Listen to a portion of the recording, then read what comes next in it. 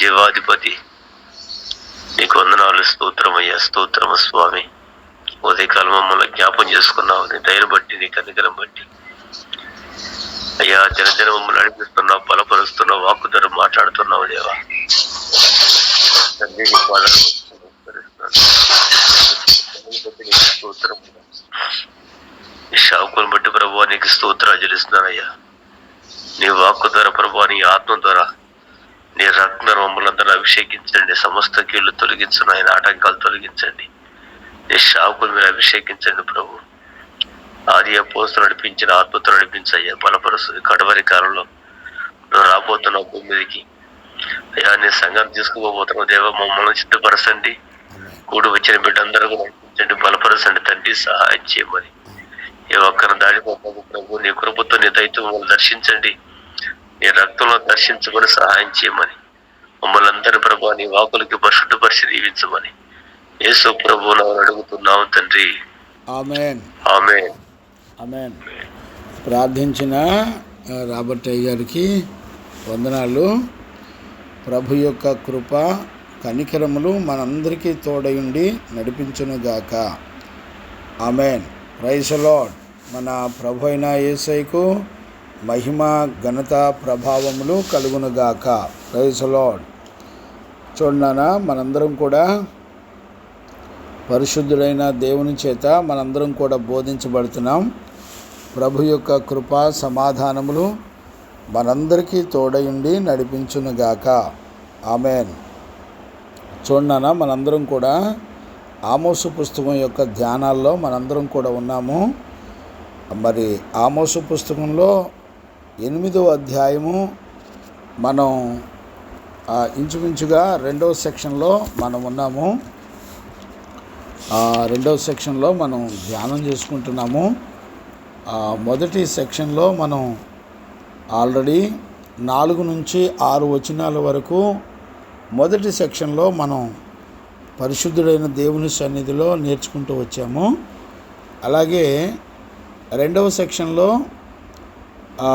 8వ అధ్యాయము 7వ వచనం నుంచి 10వ వచనం వరకు మనం ఇప్పుడు ధ్యానం చేసుకోబోతున్నాము. లాస్ట్ సెక్షన్లో ఇశ్రాయేలీయుల యొక్క పాపాన్ని గురించి మాట్లాడడం జరిగింది. ఈ 2వ సెక్షన్లో మరి ఇశ్రాయేలీయుల యొక్క పాపముతో పాటు వారికి వచ్చేటువంటి మరణము, వారికి వచ్చేటువంటి ప్రలాపము, అంగలార్పు ఇవన్నీ కూడా ఉన్నాయి. 3వది 8 నుంచి 14 వరకు మరి క్షామము గురించి, రాబోయేటువంటి కరువు గురించి మాట్లాడడం జరిగింది. మనం ఈరోజు 8వ అధ్యాయము 7 వరకు నిన్నటి సెక్షన్లో ధ్యానం చేసుకున్నాము. ఈరోజు 8వ వచనం 9, 10 వచనాల వరకు ఈరోజు ధ్యానం చేసుకోవడానికి ప్రయత్నం చేద్దాం. ఒకవేళ ప్రభు అనుమతిస్తే 11వ వచనాన్ని కూడా ధ్యానం చేద్దాం. దేవునికి మహిమ కలుగునుగాక. ఆమేన్. చూడండి అన్న, మనము లాస్ట్ సెక్షన్లో 7వ వచనం వరకు చదువుకున్నాం. 7వ వచనాన్ని మరలా నేను ఒకసారి చదువుతాను, దయచేసి జ్ఞాపకం చేసుకుందాము. యాకోబు యొక్క ఆమోసు పుస్తకం 8వ అధ్యాయము 7వ వచనం చదువుతున్నాను. యాకోబు యొక్క అతిశయాస్పదము తోడని యెహోవా ప్రమాణము చేసినది ఏమనగా, వారి క్రియలను నేనెన్నడూ మరువను అనే మాట చాలా భయానకమైనటువంటి మాట. దేవుడు వారిని విడిచిపెట్టను అని అంటున్నాడు. నేను ప్రతి విషయాన్ని, వాళ్ళ క్రియలన్నిటినీ కూడా నేను జ్ఞాపకం చేసుకుంటున్నాను అని దేవాది దేవుడు చెప్పడాన్ని మనందరం కూడా చూస్తున్నాం. దేవుడు ఎన్నడూ విడిచిపెట్టను అని యాకోబు తోడని ప్రమాణం చేశాడట. ఎందుకు ఇంతగా ప్రమాణం చేశాడు అనంటే, నిన్నటి దినాన మనం ఆల్రెడీ చూసాం. అతి ప్రాముఖ్యమైన విషయం ఏంటంటే, ఈ 6వ అధ్యాయంలో 6, 7వ వచనాన్ని నేను చదువుతాను. చూడండి, ఆమోసు పుస్తకం 6వ అధ్యాయం 7వ వచనాన్ని నేను మరలా చదువుతాను, జాగ్రత్తగా అర్థం చేసుకోండి. కాబట్టి చెరలోనికి ముందుగా పోవు వారితో కూడా వీరు చెరలోనికి పోవుదురు, అప్పుడు సుఖాసక్తులు చేయు ఉత్సవధ్వని గతించును. యాకోబు సంతతి వారికి ఉన్న గర్వము నాకు అసహ్యము. ఇంతకీ దేవుడు వారిని ఎందుకు జ్ఞాపకం చేసుకొని వాళ్ళని మర్చిపోకుండా వాళ్ళు చేసిన క్రియలన్నిటికీ దేవుడు ఖచ్చితంగా ఉగ్రతను కుమ్మరిస్తున్నాడు అని అంటే, వాళ్ళలో ఇశ్రాయేలు ప్రజలు యాకోబు యొక్క సంతానంలో ఉన్నది ఏంటంటే గర్వం ఉందట. గమనించారా? ఆ గర్వాన్ని బట్టి యాకోబు సంతతిని విడిచిపెట్టకుండా దేవుడు తీర్పు తీరుస్తాడు. వాక్యం వింటున్న దేవుని పిల్లరా, మరలా చెప్తున్నాను, జాగ్రత్త. గర్వాన్ని జయించకపోతే దేవుడు నీ బ్రతుకును తీర్పు తీరుస్తాడు. యాకోబు యొక్క సంతానంలో 12 గోత్రాల్లో వాళ్ళలో గర్వం ఉందట. ఆ గర్వాన్ని బట్టి దేవుడు మరిచిపోకుండా నిన్ను ఖచ్చితంగా తీర్పు తీరుస్తాడు. చెవిగలవారు విందురుగాక. ఆమేన్. గమనించారా?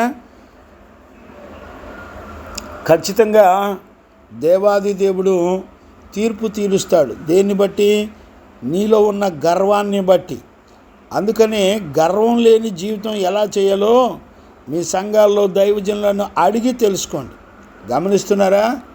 దేవునికి మహిమ కలుగునుగాక. ఇది 7వ వచనం. మనం నిన్నటి దినాన ఆల్రెడీ చదువుకున్నాం.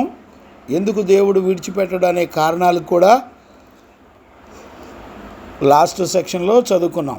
ఈరోజు నుంచి 8, 9, 10 వచనాలు మనం ప్రభు సన్నిధిలో నేర్చుకోవడానికి ప్రయత్నం చేద్దాం. చూడండి నాన్న, ఇందును గురించి 8వ వచనం, ఆమోసు పుస్తకం 8వ అధ్యాయం 8వ వచనాన్ని నేను చదువుతున్నాను. దయచేసి జాగ్రత్తగా వినండి. ఇందును గురించి భూమి కంపించదా? ఇందును గురించి యాకోబులో ఉన్న గర్వాన్ని బట్టి. బిడ్లరా, చెవిగలవారు విందురుగాక. మనిషిలో ఉన్న గర్వం ఏం చేస్తుంది తెలిసిన? భూమిని కంపింప చేస్తుందట. దాని నివాసులందరూ కూడా అంగలార్చరా. నైలు నది పొంగునట్లు భూమి అంతయు ఉబుకును. ఐగుప్తు దేశపు నైలు నది వలె అది ఉబుకును. మిశ్రమము దేశపు నదుల వలె అది అణగిపోవును. చూసారా? అంటే ఈ నైలు నది ఐగుప్తు దేశంలోంచి ప్రవహిస్తూ ఉంటుంది. ఈ నైలు నది పొంగినప్పుడల్లా ఐగుప్తు దేశం అంతా కూడా మునిగిపోతూ ఉంటుంది. దేవుడు అంటున్నాడు, ఇందును గురించి మీరు భూమి కంపించదా? దాని నివాసులందరూ అంగలార్చరా? ఎందును బట్టి? మనిషిలో ఉన్న గర్వాన్ని బట్టి. బిడ్లరా, నీ గర్వాన్ని బట్టి భూమి కంపిస్తుంది. నీ గర్వాన్ని బట్టి సముద్రాలు పొంగి పొర్లి మన మీదకు వస్తున్నాయి. గుర్తుపట్టారా? ఈ రోజున మన ఇండియాలో భూకంపాలు వస్తే మనుషులు గర్వాన్ని బట్టి వస్తున్నాయి అని అర్థం. గమనించారా? ఒకవేళ నదులు సముద్రాలు పొంగుతున్నాయి అనంటే మనుషులు గర్విష్ఠులు అయిపోవడం వలన దేవుని యొక్క కోపం మన మీదకు వస్తుంది అనేటువంటి సత్యాన్ని కూడా మనం చూడవచ్చు. గమనించారా? ఇక్కడ చూడండి, ఆమోసు పుస్తకం 5వ అధ్యాయం 18వ వచనంలో కూడా ఇదే విషయాలు రాయబడ్డాయి. నేను చదువుతాను చూడండి. యెహోవా దినము రావాలని ఆశ పెట్టుకొని ఉన్నవారులారా, మీకు శ్రమ. యెహోవా దినము వచ్చుట వలన మీకు ప్రయోజనమేమి? అది వెలుగు కాదు, అంధకారము. గమనించారా? అది వెలుగు కాదు, అంధకార సంబంధమైనది. ఆయన ఉగ్రత దినము మనం ఎక్కడా కూడా భరించడానికి వీలు లేనటువంటిది. అందుకని దేవుడు చెప్తున్నాడు, మీకు ఈ భూమి ఆకాశము మరి భూకంపాలు మరి సముద్రాలు పొంగుతూ ఉంటాయి అని పరిశుద్ధుడైన దేవుడు చెప్తున్నాడు. గమనిస్తున్నారా నాన్న? ఇదే 9వ అధ్యాయంలో ఆమోసు పుస్తకం 9వ అధ్యాయము 5వ వచనాన్ని కూడా మనం చదవచ్చు. నేను చదువుతాను చూడండి. 5వ వచనం, ఆయన సైన్యములకు అధిపతియగు యెహోవా ఆయన భూమిని మొత్తగా అది కరిగిపోవును, దానిలో నివాసులందరూ ప్రలాపించుదురు. నైలు నది వలె అదంతయు ఉబుకుచుండును, ఐగుప్తు దేశపు నైలు నది వలె అది అణగిపోవును. ఏమండి, మనం హరికథ బుర్రకథలు విన్నట్టు వింటున్నాం, కానీ నేను అంటాను భూమిని కదిలించేది దేవుడు అంటే భయం ఉందండి. అయ్యలారా, వాక్యం వింటున్న దేవుని పిల్లారా, సముద్రాన్ని ఉప్పొంగజేసి మన మీదకి రప్పించేది దేవుడు అనే సంగతి భయం ఉందండి మనకి. మనం ఆలోచించగలిగినటువంటి జ్ఞానం ఉందండి. ఏ దేవునికి ఎంత సామర్థ్యం ఉందో గుర్తుపట్టగలిగిన పరిస్థితులు ఉన్నాయండి. నీ జానడ పొట్ట ముందల నీ దేవుని యొక్క శక్తిని మర్చిపోయే భయంకరమైన చీకటి పట్టి పీడించబడుతున్నాం. మన దేవుడు ఎవరో ఎలాంటి వాడో దయచేసి గుర్తుపట్టండి. ఆయన పేరేంటి, ఏం చెప్తున్నా, భూమి కరిగిపోయి భూమి మొత్తబడుతుందంట. భూమిని మొత్తితే అది గడగడ గడగడలాడిపోద్దట. అర్థమవుతుందండి? గుర్తుపట్టేవాళ్ళు ఎవరు లేరు. గమనిస్తున్నారా? ఈ ఆమోసు పుస్తకం రాసే ముందల కూడా ఆ భూమి కంపించినట్లుగా, భూకంపం కలిగినట్లుగా మొదటి అధ్యాయంలో రాయబడి ఉంది. గమనించారా? దేవునికి మహిమ కలుగునుగాక. ఎక్కడుంది అది? మొదటి వచనంలోనా? చూడండి, ఆమోసు పుస్తకం మొదటి అధ్యాయం మొదటి వచనం చదువుతున్నాను చూడండి. యూదా రాజైన ఉజ్జియ దినములలో ఇశ్రాయేలు రాజుకు యెహోయాషు కుమారుడైన యెరోబాము తన దినములలో భూకంపము కలుగుటకు 2 సంవత్సరముల ముందల ఇశ్రాయేలును గూర్చి తెకోవాలో పశువుల కాపరులలో ఆమోసుకు కనబడిన దర్శన వివరము గమనించారా? 2 సంవత్సరాలకు తర్వాత భూకంపం వస్తుందనగా భూకంపానికి ముందల ఇశ్రాయేలు ప్రజల్లో జరుగుతున్నటువంటి విషయాలను జీవము గల దేవుడు మాట్లాడుతున్నాడు. దయచేసి జాగ్రత్తగా ఈ విషయాలు అర్థం చేసుకోవాలి అని దైవజనుడిగా నేను మిమ్మల్ని అందరినీ కూడా మనవి చేస్తున్నాను. గమనిస్తున్నారా? ఇవన్నీ చిన్న విషయాలు కాదండి. భూకంపం, సముద్రాలు పొంగి ప్రజలు కరువులు బట్టి మరి క్షీణించిపోయే భయానకమైనటువంటి పరిస్థితులు అనేటువంటి సంగతి మనకు తెలియాలి. ఇదంతా ఎవరికి, ఎందుకు అంటే యాకోబు యొక్క సంతానానికి. 114వ కీర్తనలో 3వ వచనం నుండి నేను చదువుతాను చూడండి. సముద్రము దానిని చూచి పారిపోయెను, యోర్దాను నది వెనకకు మళ్ళెను. ఏమండి, సముద్రం పారిపోతుందంటండి. నమ్మేవాళ్ళు ఎవరైనా ఉన్నారా? దేవునికి అసాధ్యమైంది ఏమైనా ఉందా? ఏ దేవుని చేతిలో నువ్వు వచ్చావో గుర్తుపట్టగలుగుతున్నావా? నీ బోడి డబ్బులు, నీ బోడి వెండి బంగారం, నీ బోడి స్థలాలు, పొలాలు, బ్యాంక్ బ్యాలెన్సులు, నీ ఉద్యోగాలు, నీ కలిగిన ఆస్తులు పనికొస్తాయా? చెప్పండి. ఆయన భూమిని కంపింపజేసేవాడు. ఆయన ఎవరు తెలిసిన? సముద్రమును పొంగి పొరలు చేసేవాడు. భయం ఉందండి? చూడండి 4వ వచనం. కొండలు పొట్టేళ్ల వలెను, చూసారా? కొండలు పొట్టేళ్ల వలెను, గుట్టలు గొర్రెపిల్ల వలెను గంతులు వేయును. ఏమండి, కొండలు గుట్టలు గంతులు వేస్తే ఎవడన్నా బతుకుతాడా? ఏమండి, ఆలోచించేవాళ్ళు లేరండి. దేవుడంటే భయం లేదండి. ఆయన కార్యాలు దేవుడు చెప్తున్నాడు, ఇశ్రాయేలు ప్రజలకు చెప్తున్నాడు, యాకోబు సంతానానికి చెప్తున్నాడు. 5వ వచనం. సముద్రమా, నీవు పారిపోవుటకు నీకేమి తటస్థించినది? యోర్దాను, నీవు వెనుకకు మళ్ళుటకు నీకేమి తటస్థించినది? కొండలారా, మీరు పొట్టేళ్ల వలెను, గుట్టలారా, మీరు గొర్రెపిల్ల వలెను గంతులు వేయుటకు మీకేమి సంభవించినది?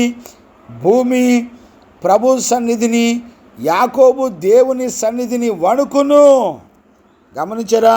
యాకోబు యొక్క దేవుని సన్నిధిలో భూమి గడగడ గడగడ వణుకును. గమనించారా? కొండలు పొట్టేళ్ల వలె, గుట్టలు గొర్రె పిల్లల వలె ఎగురుతాయట. ఏమండి, మన దేవుడు ఎలాంటి వాడో తెలిసిన? కొండలు గుట్టలు, ఆ నదులు సముద్రాలు పొంగజేసేవాడు, భూమిని కంపింపజేసేవాడు. అలాంటి దేవుడు నీ దగ్గరికి వచ్చి మాట్లాడితే నీ స్వనీతి ముందల, నీ బ్రతుకు ముందల దేవుని కార్యాలని, ఆయన శక్తికి విలువిచ్చేవాళ్ళు ఎవరు లేరు. చూసారా? నీ పిచ్చి జ్ఞానం, నీ జానడు కడుపు పొట్ట నిన్ను ఎంత మోసం చేస్తుందో చూసేవాళ్ళు లేరు, గమనించేవాళ్ళు లేరు. వాక్యం వింటున్న దేవుని పిల్లరా, దేవుడు నీతో వాక్యం ద్వారా మాట్లాడిన తర్వాత నీ బుద్ధికి కలిగిన నీతి ఏంటి? నీ బుద్ధిలో దేవుని నీతి ఉందా? నీ ఆలోచనలో దేవుని నీతి ఉందా? వాక్యాన్ని నమ్మటానికి బదులు నీ బ్రతుకులో నీ సొంత ఆలోచనను బట్టి నడిపించబడే శాపాన్ని అనుభవిస్తున్నారు. దయచేసి ఇది దేవుని యొక్క ఉగ్రతకు కారణం. వాక్యం వింటున్న దేవుని పిల్లరా, చెవిగలవారు విందురుగాక. గమనించండి, భయపడండి దేవునికి. ఆయన నీ మధ్యలోకి దిగొచ్చి నీతో మాట్లాడుతుంటే వెర్రితనంగా ఉందా? వెర్రితనంగా ఉందా? చెప్పండి. నీతో మాట్లాడే దేవుడు ఎవరో తెలుసునా? పర్వతాలు గంతులు వేయించేవాడు, భూమిని భూకంపాలతో కదిలించేవాడు, సముద్రాలను పొంగజేసేవాడు, గుట్టలను గొర్రె పిల్లల వలె గంతులు వేయించేవాడు. ఈ రోజుల్లో పర్వతాన్ని కదిలించగలిగిన వాడు బలవంతుడు ఎవరైనా ఉన్నారండి? సముద్రాన్ని కదిలించగలిగిన వాడు బలవంతుడు ఎవరైనా ఉన్నారండి? భూమిని కదిలించగలిగిన వాడు ఎవరైనా ఉన్నారండి? ఈ భూమిని, ప్రపంచాన్ని కదిలించేటువంటి శక్తి నా ప్రభు అయిన యేసయ్యకు ఉంది. ఆయన పేరు సైన్యములకు అధిపతియగు యెహోవా. గుర్తుపట్టారండి?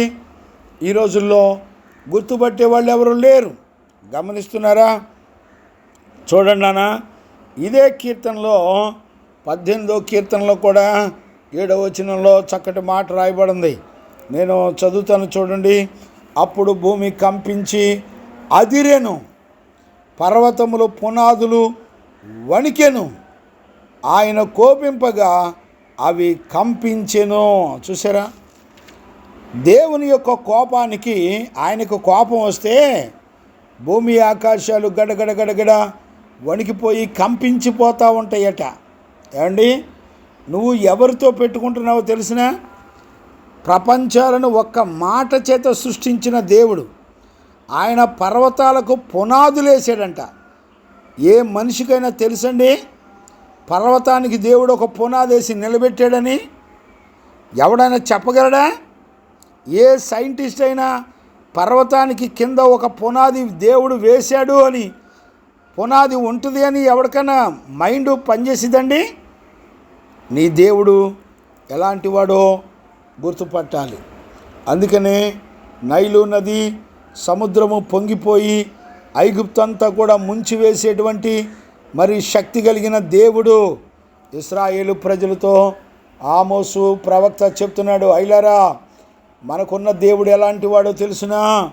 ఆయన భూమి ఆకాశములను సముద్రములను వణక చేసేవాడు అనేటువంటి సంగతిని మనం చూడొచ్చు. యెషయా పుస్తకంలో ఒక మాట నేను జ్ఞాపకం చేస్తాను. యెషయా పుస్తకం 5వ అధ్యాయం చూడండి నాన్న, 20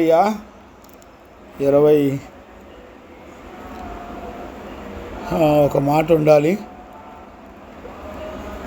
యెషయా పుస్తకం 5వ అధ్యాయం 25వ వచనాన్ని చదువుతున్నారు చూడండి. దానిని బట్టి యెహోవా కోపము ఆయన ప్రజల మీద మండుచున్నది, ఆయన వారి మీదికి తన బాహు చాపి వారిని కొట్టగా పర్వతములు వణుకుచున్నవి. ఏమండి, మనిషిని కొడితే పర్వతాలు వణుకుతున్నాయి అంటండి. ఏమండి, పర్వతాలన్నా భయపడుతున్నాయి కానీ దేవునికి మనుషులు భయపడతలేదు. ఎంత కఠినస్తులైపోయారో చూడండి. గమనిస్తున్నారా? ఆ వారి మీదికి తన బాహు చాపి కొట్టగా పర్వతములు వణుకుచున్నవి, వీధుల మధ్యను వారి కళేబరములు పెంటల వలె పడి ఉన్నవి. ఇంతగా జరిగినను ఆయన కోపము చల్లారలేదు, ఆయన బాహు ఇంకను చాపబడి ఉంది. ఎందుకు చల్లారటలా? వాళ్ళ గర్వము. గమనించారా? గర్వానికి దేవుడు ఎంత శిక్షించినా ఆయన కోపం చల్లారదో. సకల పాపాలకు కారణం ఏంటో తెలిసిన గర్వమే. గమనించారా? వింటున్నారా? వీధులలో వారి కళేబరాలు పెంటవలే పడుంటాయంట. గమనించారా? ఆల్రెడీ కరోనాలో వీధులలో పెంట కుప్పలు పడేశారు. శవాల్ని ముట్టేవాళ్ళు లేరు, దాన్ని పాతి పెట్టేవాళ్ళు లేరు, చూసేవాళ్ళు లేరు. దయచేసి ఈ ఉదయకాలంలో దేవుని యొక్క వాక్యాన్ని వింటున్న దేవుని పిల్లలారా, జాగ్రత్త. ఈ రోజున గుర్తుపట్టే వాళ్ళు ఎవరు లేరు. గమనిస్తున్నారా నాన్న? కాబట్టి ఆమోసు పుస్తకంలో మనం చదువుకున్నట్లుగా 8వ వచనంలో మనం చదువుకున్నట్లుగా ఆయన మనలో ఉన్న గర్వాన్ని బట్టి చెప్తున్నాడు. ఇందును గురించి భూమి కంపింపదా? దాని నివాసులందరూ అంగలార్చరా? ఎందుకని అంగలార్చాలంటే ఎక్కడ పడితే అక్కడ శవాలే, ఎక్కడ పడితే అక్కడ మరి గుట్టలుగా శవాలు పడుంటున్నాయి. గమనించారా? నైలు నది పొంగునట్లు భూమి అంతయు ఊపుకును, ఐగుప్తు దేశపు నైలు నది వలె అది ఊపుకును, మిశ్రమము దేశపు నది వలె అది అణిగిపోవును. గమనిస్తున్నారా? కాబట్టి భూమి పొంగిపోవడానికి కారణం ఏంటో తెలిసిన, భూమి మరి కంపించడానికి గల కారణం ఏంటో తెలిసిన, సముద్రము పొంగడానికి గల కారణం ఏంటో తెలిసిన, మనిషిలో ఉన్న గర్వాన్ని బట్టి. బిడ్డలారా, గర్వం లేని బతుకు కావాలని ప్రార్థన చేయండి. ప్రభా, ఆత్మీయ గర్వం, శరీర గర్వం లేకుండా నన్ను పరిశుద్ధపరచండి అయ్యా అని ఆ ప్రార్థన కూటం పెట్టుకునేవాళ్ళు ఎవరు లేరు. పెళ్లి రోజు కోటాలు, దినాల కోటాలు, తద్దినాల కోటాలు చూసారండి, పండగలు ఇవి చేసుకోవడానికే క్రైస్తవ సంఘాలు ఉన్నాయి. కానీ గర్వం లేని బతుకు కావాలని, గర్వం చచ్చిపోవడానికి ప్రార్థన చేసేవాళ్ళు లేరు. అందుకు దైవజనుని అడిగి కోటాలు పెట్టుకునేవాళ్ళు లేరు. గమనిస్తున్నారా? దేవునికి మహిమ కలుగునుగాక. Praise the lord. కనుక మనం చాలా జాగ్రత్తగా ఉండాలి. 9వ వచనం నేను చదువుతున్నాను చూడండి. ఆమోసు పుస్తకం 8వ అధ్యాయం 9వ వచనం. ప్రభు అయిన యెహోవా సెలవిచ్చినదేమనగా, ఆ దినమున నేను మధ్యాహ్న కాలమందు సూర్యుని అస్తమింపజేసేదను, పగటి వేళను భూమికి చీకటి కమ్మజేసేదను. గమనిస్తున్నారా? ఆ మహాదినమున నేను మధ్యాహ్న కాలమందు సూర్యుని అస్తమింపజేసేది, పగటి వేళ భూమికి చీకటి కమ్మును. ఏమండి? నీ దేవుని చేతిలో ఈ భూమి ఆకాశాలు, సూర్యచంద్ర నక్షత్రాలు, కాలాలు, సమయాలు అన్నీ కూడా ఆయన చేతిలో ఉన్నాయి. ఎవడైనా కాలాన్ని జరపగలడండి? ఏమండి పిల్లలారా, మీరు అర్థం చేసుకోండి. కాలాన్ని వెనక్కి ముందుకు జరపగలిగిన వాడు ఎవరైనా ఉన్నాడా? గమనించండి. యెహోషువ ప్రార్థన చేస్తే సూర్యచంద్రుని ఆపేశాడండి దేవుడు. హిస్టరీలో ఉంది. భూమి ఒకరోజు తిరగకుండా ఆగిపోయినట్టుగా చరిత్రకారులు చెప్తున్నారు. గమనించారా? సూర్యుడు ఆగిపోయినట్టుగా చరిత్రకారులు, సైంటిస్టులు చెప్తున్నారు. గమనించారా? సూర్య చంద్రులను స్తంభింపజేసి ఆపివేయగలిగిన శక్తిమంతుడు. భయం ఉందండి ఇవాళ? ఎవరి మాటలను వింటున్నావో భయం ఉందా?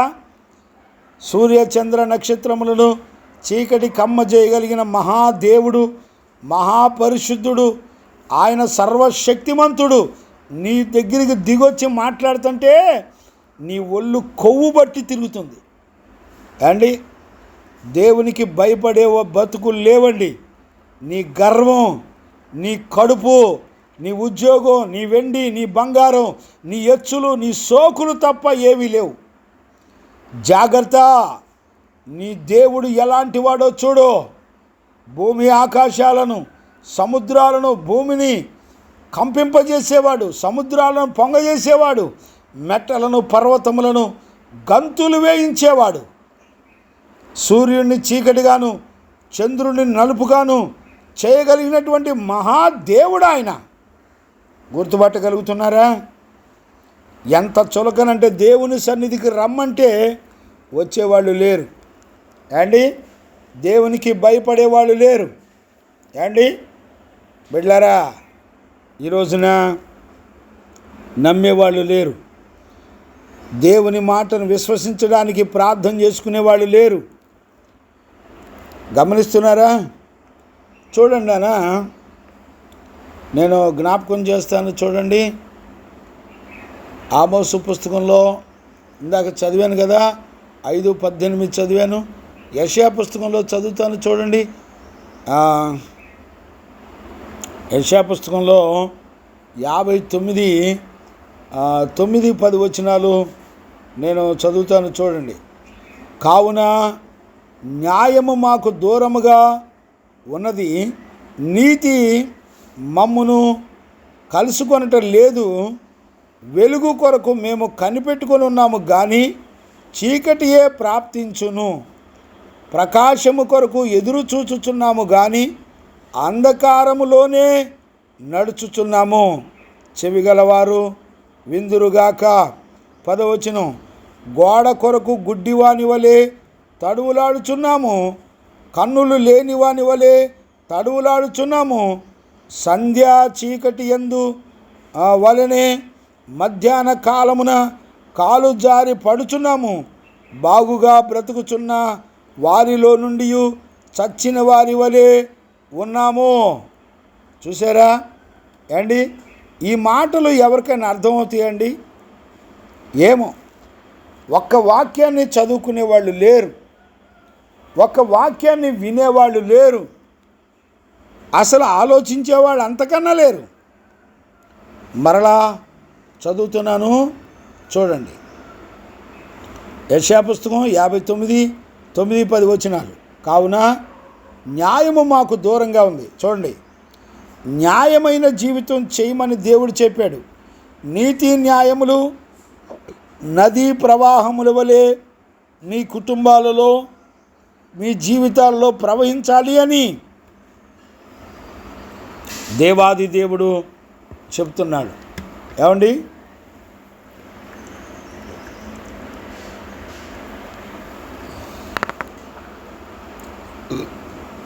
గుర్తుపట్టే వాళ్ళు ఉన్నారండి?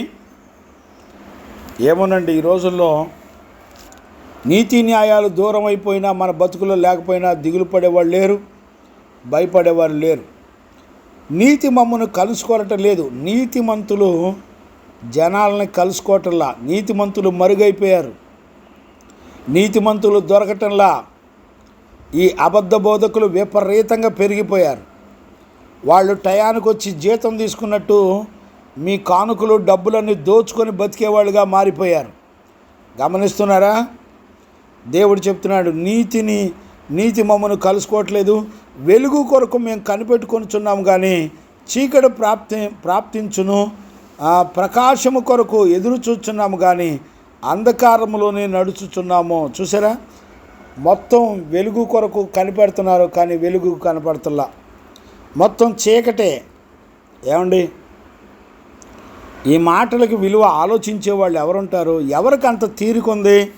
జానడ పొట్ట, డబ్బులు అండి, వెండి బంగారాలు, ఏమోనండి, ఏమో మేమేం మాట్లాడలేం. ప్రభు మీ బ్రతుకులను చూసుకుంటాడు. దేవాది దేవుడి చేతికి మిమ్మల్ని అప్పగించి నేను మౌనంగా ఉంటాం తప్ప మేమేం చేయలేం. గోడ కొరకు గుడ్డివారి వలె తలువులాడుచున్నాము, కన్నులు లేని వారి వలె తడుములాడుచున్నాము. చూసారా? గోడ పట్టుకొని నడవటానికి గుడ్డోడు తిరిగినట్టు తిరుగుతున్నారట. కన్నులు లేని వాని వలె తడువులాడుచున్నారట. కళ్ళుండి కళ్ళు లేవు అంట. గమనించారా? సంధ్యా చీకటి అందువలే మధ్యాహ్న కాలము జారి పడుచున్నాము.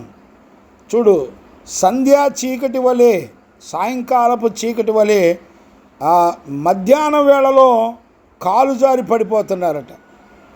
చూసారా, బ్రతుకుచున్న వారిలో నుండి చచ్చిన వారి వలె ఉన్నాం. పేరుకు బతుకున్నాం కానీ మేము చచ్చిన వారి వలె ఉన్నాము అని చెప్తున్నాడు. వాక్యాన్ని వింటున్న దేవుని పిల్లలారా, దేవుని వాక్యాన్ని దయచేసి అర్థం చేసుకోండి, గమనించండి. తండ్రిగా నేను మిమ్మల్ని బతిలాడుకుంటున్నాను. గమనించారా? మీకా పుస్తకంలో కూడా ఒక మాట రాయబడి ఉంది. 3వ అధ్యాయంలో 3వ అధ్యాయము 6వ వచనాన్ని నేను చదువుతున్నాను, చూడండి. నా జనులు మాంసమును భుజించుచు వారి చర్మమును ఒలిచి వారి ఎముకలను విరచి ఒకడు కొండలో వేయు మాంసమును మొక్కలు చేయునట్లు బాణలో వేయు మాంసముగా వారిని తుత్తినీయులుగా పగలగొట్టి ఉన్నాను. ఏమండి, ఆయన ఎలాగూ వారిని నాశనం చేస్తాడో చూసేవాళ్ళు ఎవరైనా ఉన్నారండి? ఏమండి, ఏం అర్థం కావట్లేదు కదా. 6వ వచనం కూడా చదువుతాను చూడండి. మీకు దర్శనము కలగకుండా రాత్రి కమ్మెను, సోది చెప్పకుండా మీకు చీకటి కలుగును. ఇట్టి ప్రవక్తలకు సూర్యుడు కనబడకుండా అస్తమించును, పగలు చీకటి ఏలును. చూసారండి, మీకు దర్శనములు కలగకుండా రాత్రి కమ్మిద్దంటే ఎవరికి దర్శనాలు రాట్లా, అన్నీ అబద్ధపు దర్శనాలే. ఏమండి, అంతా సోది చెప్పుకుంటూ ఉంటారంట, సోది ఆత్మ. దర్శనాలు లేవు. దర్శనాల ప్లేస్లో ఏమొచ్చింది తెలిసిన? సోది చెబుతూ ఉంటారంట. ఈ ప్రవచనాలన్నీ కూడా, ఈ దర్శనాలన్నీ కూడా ఉద్యోగాల కోసం, పెళ్ళిళ్ళ కోసం, బిల్డింగుల కోసం, ఆస్తుల కోసం దర్శనాలు వస్తాయి. ఏమండి, మీ బ్రతుకు ఏ స్థితిలో ఉందో సరిచేసుకునే విషయాలు రావు, సోది చెప్పుకుంటారంట. గమనించారా? వాళ్ళ పరిస్థితుల్లో, వాళ్ళ జీవితాలన్నిటిలో సోది చెప్పుకొని బతుకుతూ ఉంటారంట. బిడ్డలారా, జాగ్రత్తగా గమనించాలని ప్రేమతో మనవి చేస్తున్నాను. దేవునికి మహిమ కలుగునుగాక. యేసు ప్రభు కూడా మత్తయి సువార్త 24:29లో కూడా చెప్పబడినట్లుగా సూర్యుడు ఆ దినమున, ఆ మాట కూడా చదువుతాను చూడండి. మత్తయి సువార్తలో 24వ అధ్యాయం 29వ వచనం చదువుతాను చూడండి. ఆ దినముల శ్రమ ముగిసిన వెంటనే చీకటి సూర్యుని కమ్మును, చంద్రుడు కాంతినీయుడు, ఆకాశ నక్షత్రములు రాలును, ఆకాశమందలి శక్తులు కదిలించబడును. వింటున్నారండి? చెవిగలవారు విందురుగాక. అంతేకాకుండా యేసు ప్రభు సిలువ వేయబడినప్పుడు కూడా ఆ సూర్యుడు చీకటిగా, పట్టపగలే కటిక చీకటిగా మారిపోయింది. హిస్టారికల్ ప్లేసుల్లో ఇవన్నీ కూడా రాయబడ్డాయి. గమనించారా? పట్టపగలే చిమ్మ చీకటిగా కమ్ముకుంది. ఎప్పుడు? యేసు ప్రభు శిలువ మీద మరణించినప్పుడు. గమనించారా? వాక్యాలన్నీ ఆ మత్తయి సువార్త 27:45లో, మార్కు సువార్త 15:33లో, లూకా 23:44లో ఉంటాయి. గమనించారా? కాబట్టి ఆమోసు పుస్తకం 8వ అధ్యాయం 9వ వచనంలో మనం చదువుకున్నట్టుగా మరి చీకటి కమ్మిపోతుంది. ఆ 9వ వచనం మరలా చదువుతున్నాను చూడండి. ప్రభు అయిన యెహోవా సెలవిచ్చినదేమనగా, ఆ దినము నేను మధ్యాహ్న కాలమందు సూర్యుని అస్తమింపజేయుదును, పగటి వేళ భూమిని చీకటి కమ్మజేయును. ఆయన బలాతిశయము, ఆయన మహిమా ప్రభావం ఎంత గంభీరమైందో, ఎలాంటి దేవునితో మనం మాట్లాడుతున్నామో గుర్తుపట్టే వాళ్ళు కూడా లేరు. దయచేసి గమనించండి. దేవునికి మహిమ కలుగునుగాక. Praise the lord. చూసారా? కాబట్టి 10వ వచనం కూడా నేను చదువుతాను చూడండి. మీకు అందరికీ తెలిసిన విషయాలే. 10వ వచనం కూడా చదువుతాను చూడండి. ఆమోసు పుస్తకం 8వ అధ్యాయం 10వ వచనం. మీ పండుగ దినములను దుఃఖ దినములుగాను, మీ పాటలను ప్రలాపములుగాను మార్చుదును. అందరి మొలల మీద గోనెపట్ట కట్టుకొన్న చేయుదును, అందరి తలలు బోడి చేసేదును. ఒకనికి కలుగు ఏకపుత్ర శోకము వంటి ప్రలాపము నేను పుట్టింతును, దాని అంత్య దినమున ఘోరమైన శ్రమ దినముగా ఉండును. ఎలాంటి మాటలు వింటున్నారు? మన పండగలు చేసుకొని ఆనందపడుతున్నాం, కానీ దేవుడు దుఃఖ దినాలుగా మార్చేస్తాడంట. ఇళ్లలో రోగాలు, ఇళ్లలో బాధలు, ఇళ్లలో అప్పులు, ఇళ్లలో మాట వినని బ్రతుకులు, పిల్లల మాట వినరు. ఏమండి, గుర్తుపట్టేవాళ్ళు ఉన్నారా? ఈరోజు ఒక తండ్రిగా, దైవజనుడిగా నేను మిమ్మల్ని బతిమలాడుతున్నాను. బిడ్డలారా, మీ పండుగ దినాలు దుఃఖ దినాలుగా మారిపోతాయి. మీ పాటలు ప్రలాపాలుగా మారిపోతాయి. గమనించారా? ఇక్కడే 8వ అధ్యాయంలో 3వ వచనంలో కూడా ఈ మాట ఉంటుంది, మీ పాటలు ప్రలాపాలుగా మారిపోతాయని. చూడండి, ఆ మాట చదువుతున్నాను. ప్రభు ఆమోసు పుస్తకం 8:3 వచనం. ప్రభు అయిన యెహోవా సెలవిచ్చినదేమనగా, మందిరములో వారు పాడు పాటలు ఆ దినమున ప్రలాపములగును, శవములు లెక్కకు ఎక్కువగును, ప్రతిష్ఠా స్థలములను అవి పారవేయబడును. ఊరకుండుడి. ఎవ్వడూ మాట్లాడడానికి కూడా లేదు. ఈ సమస్యలు ఎందుకు వస్తున్నాయిరా అని అడిగి తెలుసుకోవడానికి కూడా ఛాన్స్ లేదు. ఊరకుండండి. ఎందుకు? మీ మందిరంలో పాడు పాటలన్నిటి కూడా ప్రలాపాలుగా మార్చేస్తాడు, కన్నీళ్ళుగా మార్చేస్తాడు. ఎందుకో తెలిసిన? మీ ఇళ్లలో ఎప్పుడు చూసినా శవాలు ఉంటాయి. మీ ఇళ్లలో లెక్కకు విస్తారమైనటువంటి శవాలు. ప్రతిష్టా స్థలముల్లో, ఆ మందిరాల్లో కూడా శవాలే. ఎక్కడ చూసినా మరణాలే. గమనించారా? ఈ రోజుల్లో ఎవ్వరు కూడా గుర్తుపట్టేవాళ్ళు లేరు, గమనించేవాళ్ళు లేరు. అంతేకాకుండా అందరి మొలల మీద గోనెపట్ట కట్టుకొన చేయుదును. చూసారా? అందరి మొలల మీద గోనెపట్ట కట్టుకొన చేస్తాడట. గమనిస్తున్నారా బిడ్డలారా? యెషయా పుస్తకంలో ఒక మాట ఉంది, చూడండి నాన్న. యెషయా పుస్తకం 3వ అధ్యాయం 24 చదువుతాను, చూడండి. యెషయా పుస్తకం 3వ అధ్యాయం 24 చదువుతున్నాను. అప్పుడు పరిమళ ద్రవ్యమునకు ప్రతిగా మురుగుడును, నడికట్టుకు ప్రతిగా తాడును, అల్లిన జడకు ప్రతిగా బోడితలయు, ఏమండి, ప్రశస్తమైన వస్త్రములకు ప్రతిగా గోనెపట్టయు, అందమునకు ప్రతిగా వాతయు ఉండును. ఏమండి, గుర్తుపట్టగలుగుతున్నారా? గోనెపట్ట కట్టుకొని చేస్తాడట. ఏమండి, అర్థమవుతుందా? చాలా జాగ్రత్తగా ఈ విషయాలు అర్థం చేసుకోవాలి.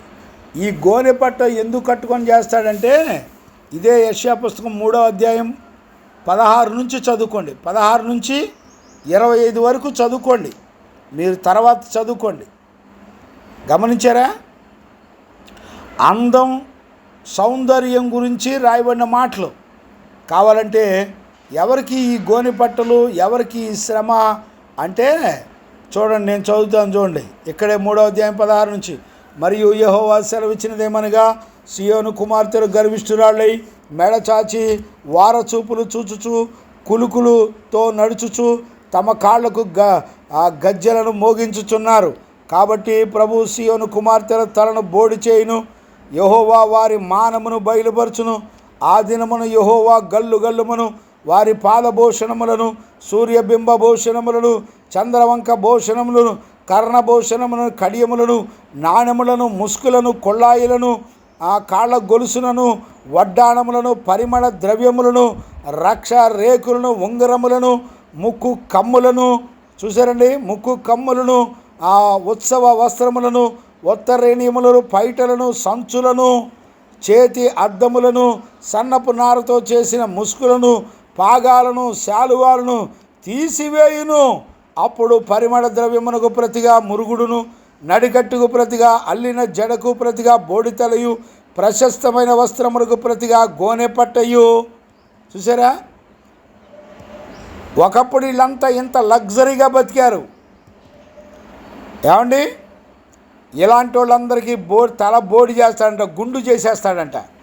గుండు చేయటం అంటే అర్థం ఏంటో తెలిసిన, భర్తలు చస్తారు. ప్రశస్తమైన పై వస్త్రములు ప్రతిగా గోనెపట్టయు, అందమునకు ప్రతిగా వాతయు ఉండును. అందం వైపు చూస్తే నీకు వాత పెడతాడు దేవుడు, జాగ్రత్త. జడ అల్లుకోకూడదు, జడ విర్రబోయకూడదు, జడ అల్లుకోకూడదు, జడ విర్రబోయకూడదు. గమనించారా? దేవుని వాక్యానికి భయపడేవాళ్ళు లేరు. గమనించారా? ఎందుకు నీకు గోనెపట్ట కట్టుకొని చేస్తాడు? ఎందుకంటే నువ్వు అందానికి విలువిచ్చావు కాబట్టి, సౌందర్యానికి విలువిచ్చావు కాబట్టి, నువ్వు జడలల్లుకొని చక్కగా సోకులు వేసుకొని తిరిగావు కాబట్టి నీకు గోనెపట్ట కట్టుకునేటట్టు దేవుడు చేస్తాడు. ఎవరైనా గుర్తుపట్టే వాళ్ళు ఉన్నారండి? ఏమోనండి, చదువుకోండి. ఆదికాండం 37, 34, 2వ సమూయేలు పుస్తకం 3:31, 21, 2వ సమూయేలు పుస్తకం 21:10 కూడా చదువుకోవచ్చు. ఏమండి, ఈరోజు నాకు గుర్తుపట్టే వాళ్ళు ఎవరు లేరు, గ్రహించే వాళ్ళు ఎవరు లేరు. నేను అన్నీ చదవలేకపోతున్నాను, మీరు రాసుకోండి.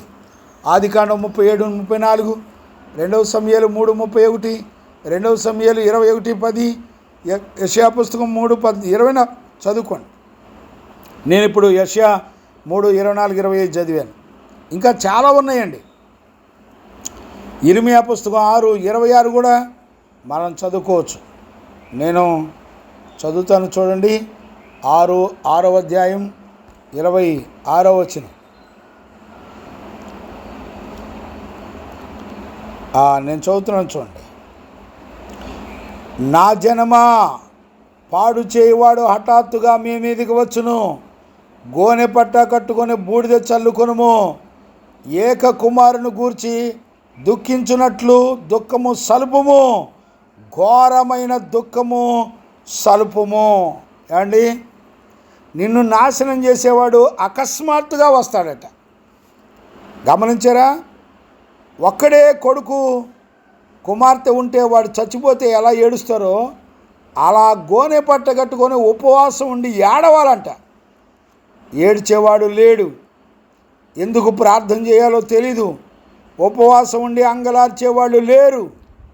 గమనించారా?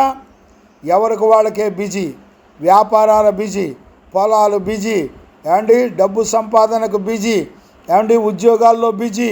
ఉపవాసాలుండి అంగలార్చే ఇంటిలో ఉపవాసం ఉండి, అయ్యా నా ఇంట్లో సమస్యలు ఉన్నాయి, నా ఇంట్లో గొడవలు ఉన్నాయి, నా ఇంట్లో గర్వం ఉంది, నా ఇంట్లో అవిధేయత ఉంది, అయ్యా వీటన్నిటి నుండి విడిపించబడ్డానికి నా ఇంట్లో ఉపవాస ప్రార్థన పెట్టండి అని అడిగేవాడు లేడు.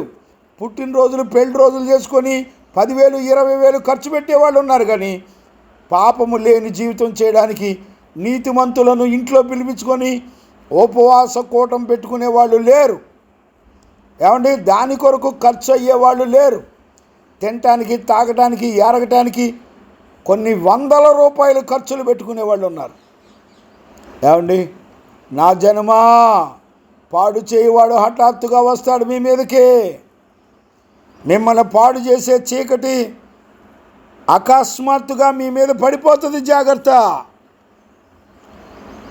అలాంటి దినం రాకముందే మీరు ఉపవాసాలు ఉండండి.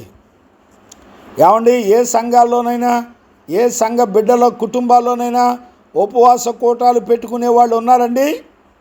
అసలు ఉపవాస కూటాలే మర్చిపోయారు. గమనించారా? దేవుడు చెప్తున్నాడు, గోనె పట్ట కట్టుకొని బూడిద చల్లుకొని ఏక కుమారుని గురించి దుఃఖించినట్లుగా దుఃఖము సలుపుము, ఘోరమైన దుఃఖము సలుపుము. ఏడవండి, కన్నీళ్లు గార్చండి. ఎందుకో తెలిసిన, నీ బ్రతుకు మీద, నీ గర్వం మీద దేవుని యొక్క ఉగ్రత నీ మీద పడబోతుంది, జాగ్రత్త. ఈ రోజున నమ్మేవాళ్ళు లేరు, చూసేవాళ్ళు అంతకన్నా లేరు. ఈరోజు వాక్యాన్ని వింటున్న దేవుని పిల్లలరా, చూడండి నాన్న, జకర్యా పుస్తకంలో కూడా, జకర్యా పుస్తకంలో 12వ అధ్యాయం 10వ వచనాన్ని కూడా మనం చూడవచ్చు. నేను చదువుతాను చూడండి. దావీదు సంతతి మీదను యెరూషలేము నివాసుల మీదను కరుణ నొందించు ఆత్మను విజ్ఞాపన చేయు ఆత్మను నేను కుమ్మరింపగా వారు తాము పొడిచిన వాని మీద దృష్టి ఉంచి ఒకడును తన ఏక కుమారుని విషయమై దుఃఖపడినట్లు తన జ్యేష్ఠ పుత్రుని విషయమై ఒకడు ప్రలాపించున్నట్లు అతని విషయమై దుఃఖించుచు ప్రలాపించుదురు. చూసారా, ఇది ప్రవచనం అండి, యేసుక్రీస్తుని గురించినటువంటి ప్రవచనం. ఆయనను పొడిచిన వారు కూడా ఏడుస్తారట. ఎప్పుడు? దావీదు వంశం మీద దేవుడు కరుణ నొందించు ఆత్మను విజ్ఞాపన చేయు ఆత్మను వారి మీద కుమ్మరించినప్పుడు వాళ్ళంతా అంగలారుస్తారట. వాళ్ళంతా ఏకపుత్ర శోకము వంటి శోకముతో కన్నీరు కార్చి పాపాలు ఒప్పుకొని బతుకు మార్చుకుంటారట. గమనిస్తున్నారా? అందుకనే నేను కుమ్మరింపుగా వారు తాము పొడిచిన నా మీద దృష్టి ఉంచి. చూసారా, ఎవరిని పొడిచారు? ఎవరిని పొడిచారండి? యేసయ్యని పక్కలో బళ్ళెముతో పొడిచారు. పొడిచిన వారిని చూస్తాం. గమనించారా? కాబట్టి ఉదయకాలంలో దేవుని యొక్క వాక్యాన్ని వింటున్న దేవుని పిల్లరా, దయచేసి ఈరోజు గమనించాలని తండ్రిగా దైవజనుడిగా నేను మిమ్మల్ని బ్రతిమలాడుకుంటున్నాను.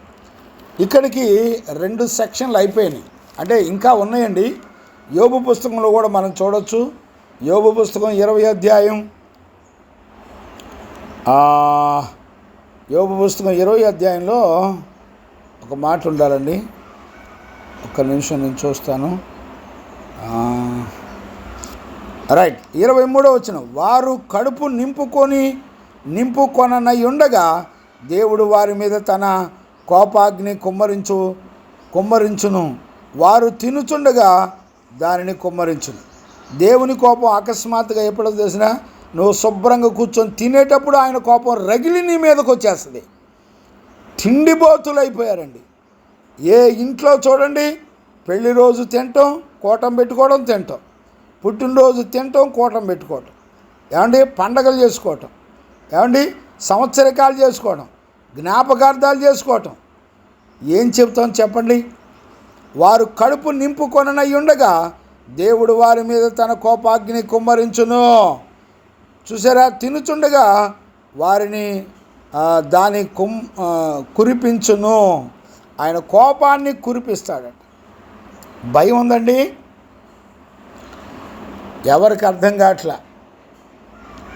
ఇదే యెషయా పుస్తకంలో ఇంకో మాట కూడా మనం చదువుకోవచ్చు. యెషయా పుస్తకం 15వ అధ్యాయం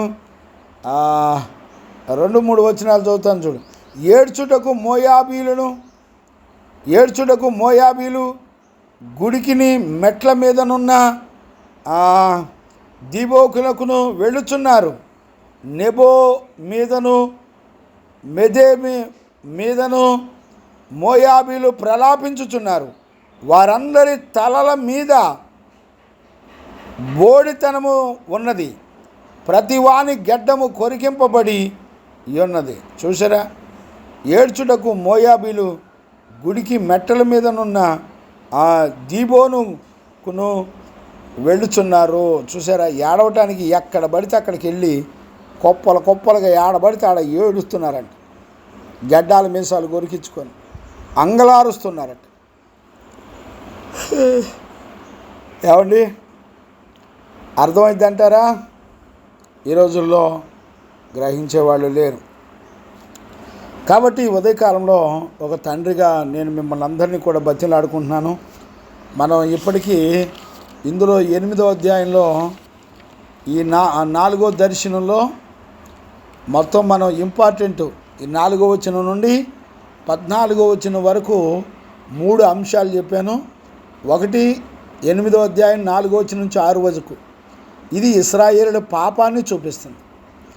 రెండవది 8వ అధ్యాయం 7 నుంచి 10వ వచనం వరకు పాపముతో పాటు ప్రలాపము, మరణము, అంగలార్పును గురించి దేవుడు మాట్లాడుతున్నాడు. గమనించారా? కాబట్టి దేవుని యొక్క వాక్యాన్ని వింటున్న దేవుని పిల్లరా, ఈ ఉదయ కాలంలో దయచేసి ఈ విషయాలు గమనించాలని మనవి చేస్తున్నాను. అంటే అంతము వచ్చినప్పుడు, ఇశ్రాయేలు ప్రజల మీదకి అంతం, దేవుని యొక్క తీర్పు వచ్చినప్పుడు జరుగుతున్న పరిస్థితులు ఏంటంటే మొత్తం 3 కార్యాలు జరుగుతున్నాయి. ఇశ్రాయేలీలో వాళ్ళ పాపాన్ని గురించి, వాళ్ళు పుట్టిన దగ్గర నుంచి చనిపోయే వరకు వాళ్ళ పాపాన్ని గురించి దేవుడు లెక్కగట్టి అడుగుతున్నాడు, విడిచిపెట్టట్లా. రెండవది, పాపంతో పాటు విలాపం, కన్నీరు, దుఃఖము, అలాగే మరణము వాళ్ళ మీదకి వచ్చి పడుతున్నాయి. మూడవది 8వ అధ్యాయం 11 నుంచి 14 వరకు క్షామము, అంటే కరువు. ఎలాంటి కరువులు వస్తాయో పరిశుద్ధ జీవ గ్రంథం చెప్తుంది. కాబట్టి ఈ ఉదయకాలంలో వాక్యం వింటున్న దేవుని పిల్లలారా, దయచేసి ఈ విషయాలన్నీ కూడా గమనించాలని ప్రేమతో మీకు మనవి చేస్తున్నాను. అలాంటి కృప యేసయ్య మనందరికీ అనుగ్రహించి దేవునికి భయపడే జీవితాన్ని మనం పొందుకోవడానికి ప్రభు యొక్క కృపా సమాధానములు మనందరికీ తోడైండి నడిపించునుగాక. ఆమెన్. ప్రార్థన. మహాపరిశుద్ధుడైన తండ్రి, ఈ ఉదయ కాలంలో కూడా నీ శక్తి కలిగిన వాక్కు చేత, ఆత్మ చేత మీరు మమ్మల్ని దర్శించి మాతో మాట్లాడుతూ వస్తున్నారు నాయన. భూమిని, ఆకాశాన్ని, సముద్రాలను నాయన, సూర్య చంద్ర నక్షత్రాలను కూడా నీవు ఏ ఏ కార్యాలు చేయగలవో, వాటిని ఎలా కంపింప చేయగలవో ప్రభా, నీ శక్తి సామర్థ్యాలను గురించి, నీ తీర్పులు ఎంత గంభీరమైనయో తెలియచేస్తూ వచ్చారు నాయన. నీ బిడ్డలమైన మేమందరము కూడా నీకు భయపడడానికి కృపదయ చేసి నీ రాకడ కొరకు కుటుంబాలను, బిడ్డలను సిద్ధపరిచినందుకు స్తోత్రాలు చెల్లిస్తూ యేసయ్య నిన్నడిగి పొంది ఉన్నాము తండ్రి. ఆమెన్. ప్రార్థన ఆలకించి అడిగినవన్నీ పొందుకునే భాగ్యమిచ్చి నడిపించిన యేసయ్యకు స్తోత్రము చేయుదమో. స్తోత్రం, స్తోత్రం, స్తోత్రం, స్తోత్రం. తండ్రి, కుమార, పరిశుద్ధాత్మ దేవునికి స్తోత్రము చేయుదమో. స్తోత్రం, స్తోత్రం, స్తోత్రం, స్తోత్రం. ఆమెన్. మన తండ్రి అయిన దేవుని నుండి, మన ప్రభు అయిన యేసుక్రీస్తు నుండి, పరిశుద్ధాత్ముని యొక్క అన్యోన్య సహవాసము, సన్నిధి, సమాధానము విశ్వసించిన బిడ్డలకును సకల పరిశుద్ధులకును యేసయ్య కృపా సమాధానములు మనందరికీ తోడయుండి నడిపించునుగాక. ఆమెన్. ఆమెన్.